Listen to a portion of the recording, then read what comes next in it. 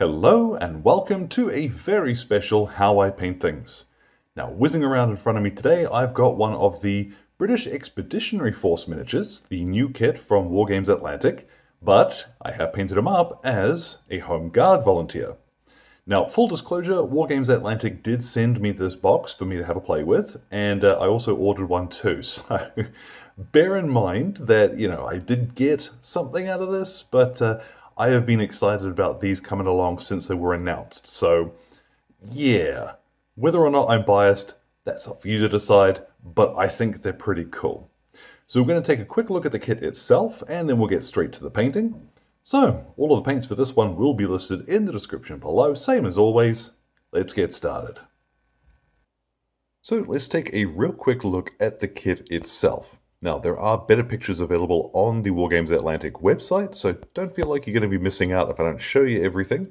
You can check it all out there. There are a few things that I want to highlight, though, which I think are pretty cool. First off, there are 6 bodies on each sprue, so you get 5 of these, and the bodies themselves, nicely detailed. There are weapons options for both Home Guard and British Expeditionary Forces. Now, the box is, of course, labeled as BEF, but it is intended that you can very easily swap out some of those weapons and use them as Home Guard as well. Nonetheless, you aren't missing out if you're playing British Expeditionary Forces, because you have got the gas mask, the respirator cases. These are designed to sit on the chest. You glue them in place there in the alert position. And you've also got haversacks for everybody too. Things like the water bottles and a couple of the entrenching tool covers. Everybody's got one of those. But they are separate pieces to be clipped out and glued on. I have found with a few of the pieces that a little bit of dry fitting first is a good idea.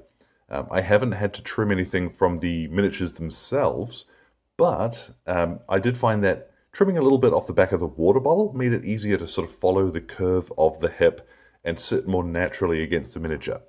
So these are, there's tons of options, but take your time.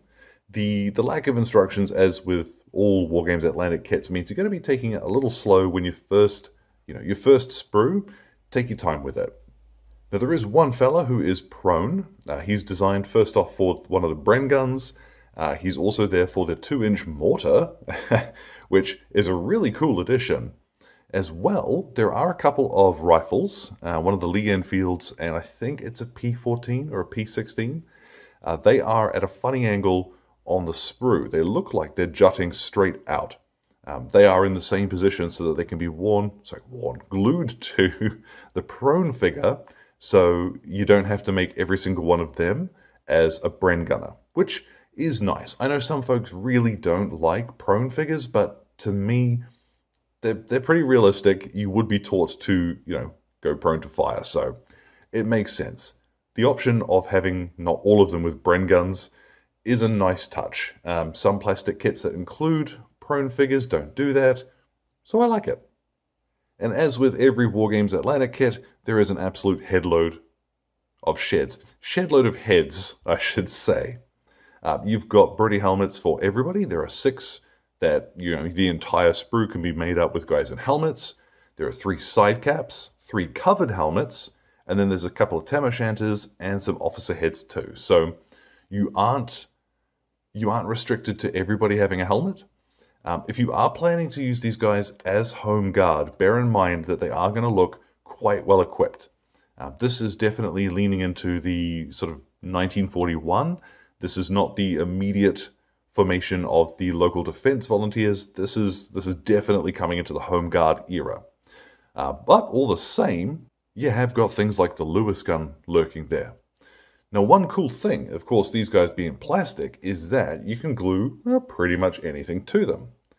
So these 2 fellas are actually bodies from the French Resistance kit, and they've just had arms, spares from the British Expeditionary Force glued to them with the side caps.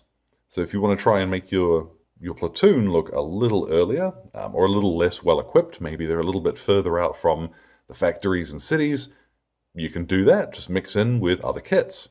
Now, I did find that the SAS box for Great games with the O200 game, the bodies on those are a little bit more slim than these guys here. So the two armed poses, you're going to need to cut and adjust a little bit to get those arms fitting on these Expeditionary Force bodies. Nonetheless, you can just take the one-handed poses, and all I've done here is glued one of the SAS arms onto the body to give my officer a slightly different pose than would be available in the kit. So, plastic, kit bashing, yeah, tons you can do with this stuff. I really think that this box is going to give the Resistance box another lease of life. So I have chosen to assemble my fella as a member of the Home Guard. There are heads enough with those covered helmets that you can skip out on any of them having mustaches if you don't want that. I've then hit him with a primer spray of English uniform from Vallejo. If you can get it and you're painting English uniform, get English uniform, because it's perfect. It's just that right shade, and everything else that we're going to put over the top of it will go on very easily. If you can't get that, then something like Xandri Dust from Citadel is a good alternative, and then go over it a couple of times with English uniform from the bottle. Still, if you are struggling to get something like that, then even a middling brown, something like Steel Legion Drab or Flat Earth will work, because a lot of these Home Guard uniforms, they were actually dyed overalls of a sort, so they don't have to be perfect. But once you have got your primer down, it's time to paint in the rest of the miniature. So I'm starting here with Tanned Flesh from the Army Painter. Now this is, I believe this is being retired and replaced with a new color. I'm not quite sure what the name of the new one is going to be. I think it's Topaz Skin. Don't worry too much about following this exactly. However you want to paint skin, it's up to you. Now 2 coats of that later, we've got a nice solid base coat for our skin. Now, here comes the fun part, because you can push your glasses up and go, well, actually, quite a few people with this one. Now, when the army was being resupplied after the evacuation of Dunkirk, the webbing that was being made for them could not keep up with demand. So the Home Guard actually ended up getting anklets that were physically almost identical to them, to the army versions, but they were made from leather. So what I've got here, this is flat brown, and his anklets and his belt would very likely have been in dark brown leather. And for the rest of his webbing, we're going to turn to Iraqi sand. Now, I don't ordinarily like when the straps stand off from a miniature quite this much. It's a little more reminiscent of like really old school metal sculpting, but I do find that in this case I actually quite like.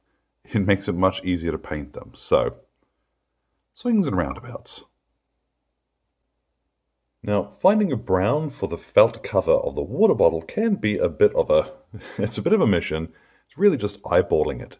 I'm using here German Camo Medium Brown. Really, anything that looks about right will do the job here.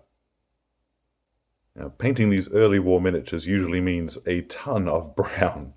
And we're going to go now to beige brown to paint in any wooden bits. Now obviously if he's carrying a rifle, you're going to have a little bit more brown to paint. But for the Thompson, just the foregrip and the stock. And I'm also going to paint in his entrenching tool handle. Now for a few black bits, whether it is metal or black leather, doesn't matter to me, I'm going to use German grey. This is a very, very dark, just off black. It's got a tiny hint of blue in it, which makes it work really well for gunmetal for a start. But once we shade it, it's going to have a little bit of extra depth. So it also works for his boots and anything else which is going to be black. Now at this point you can pick a color that you like to paint his hair. Corporal Forsyth here, I'm going to use, this is basalt gray. Very carefully, take your time around his face. And this fella has got little bits of hair sticking up. There we go, on the sides of his strap as well. So I'm going to do some of this off screen because it will be a little bit easier for me.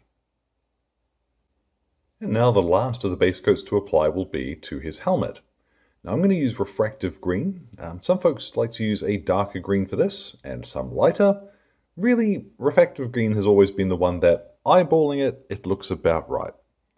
particularly once it's had a shade. So this might take a couple of coats over the larger, flatter areas. Once I'm done with this, I'm going to cruise around and do any last minute tidy up I need to. So any bits of his uniform that I might have hit, I will touch that in with some English uniform and so on. Now, using my incredibly scientific dropper bottles back there, I've mixed up half and half Lamy Medium and Agrax Earthshade. Now, it doesn't have to be these in particular. Any brownish shade will work, so Strong Tone or Umber Wash from Vallejo also, but this is what I'm going to use here. We're going to douse the entire miniature with it and make sure that we're working it into all of the recesses so we get plenty of shading very, very quickly. Any big areas where it really sort of blops on and looks way too heavy, you can move it around now while it is still wet. Let's douse the entire miniature and then give them about half an hour to dry. Now once that's dried, if you are in a hurry for reinforcements, much like the Home Guard were, you can go ahead, pop them on the table like that. Base them up, call them done. But I want to take it a little bit further, of course, because I enjoy the painting myself. If you were to do just one thing, I would finish off his skin and highlight his mustache and call that done. But we're going to go and do pretty much everything. So I have some English uniform from the pot. And what I'm going to do is just use this to sketch out some of the high points in his uniform and get a little bit more depth back in there. Now this you can be fairly sketchy with, because you'll find that the paint will dry a little bit more subtly than it does look going on. So splatter it, I'd say fairly generously. Now once you've done that, what you can do on your palette is mix in about 3:1 English uniform to Iraqi sand. Experiment a little bit with this. Start with less Iraqi sand if you're not too confident with it.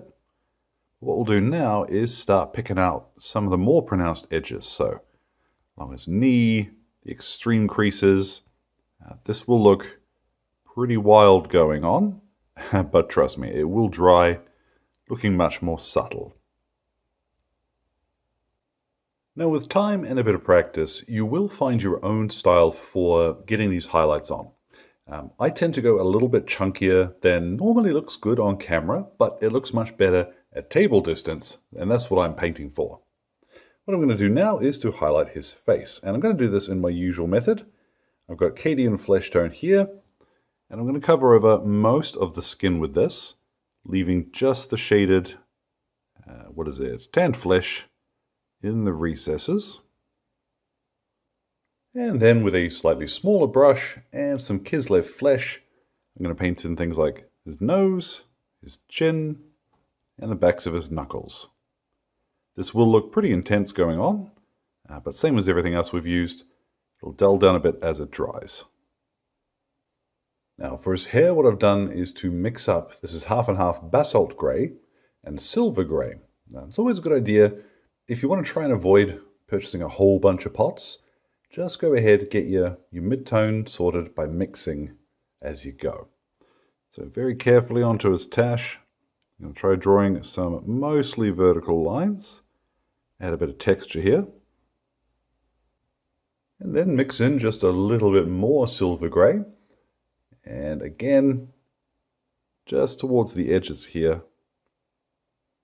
What I'd recommend is don't go all the way up to pure silver grey, because that'll look almost white. I'm going to spin him around and highlight his webbing. For this, I'm going to use dark sand. Now this is one which, if you are collecting World War II era stuff, you're almost certainly going to end up with this in your collection.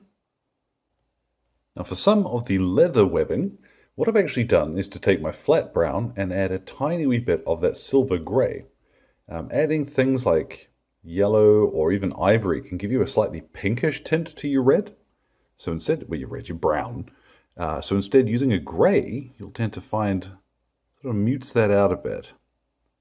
So this now, I'm honestly just being fussy. This is a stage where you could quite happily skip it, but I think it's going to look cool.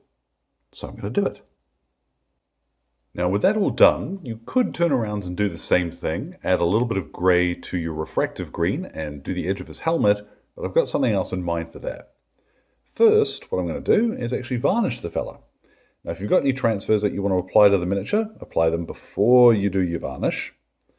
This is varnish from Instar Plus, although you can as easily spray this or use anything else that you like. Just a nice matte finish is really going to help here. Now there is the power of a decent varnish. What I'm going to do finally is to take a 2B pencil and I'm just going to lightly buff along the edges of any metallic bits that I want to catch a little bit of shine without having to bust out the paint for them. Once I've done this, what I'm going to do is go ahead and base them, and the recipe for that will be in the description. So let's get a look at Corporal Forsyth here, and he is all finished. And so there at last, our Home Guard volunteer is complete, and I had a blast painting him. I really think the one thing that is missing from the kit, and this is now just at the point of me being picky for the sake of it, they could have dropped the Lewis gun in favor of including a Bren toolkit. There are Lewis guns available in the World War I kit, and it's not above, you can kit bash those onto these guys fairly easily. It's the one thing I can really think of which is missing. Otherwise, brilliant kit. I'm really looking forward to seeing what people do with these, and I think we're going to see a new wave of interest in alternate history, sea lion invasion and stuff like that. This is going to be really cool to see. So thank you again to Wargames Atlantic for sending along the box. I really appreciate it, as well as Exit 23 Games for the light and sound equipment, and all of my wonderful patrons who are keeping me ticking in paints and glue, including my gorgeous producers whose wonderful names are showing up on screen now. Thank you so much for your support, folks. Now, any questions or anything, feel free to drop them in the old comment box below. My Twitter and Instagram are both linked there too. So thank you very much for your time, one and all, and you all enjoy the rest of your day.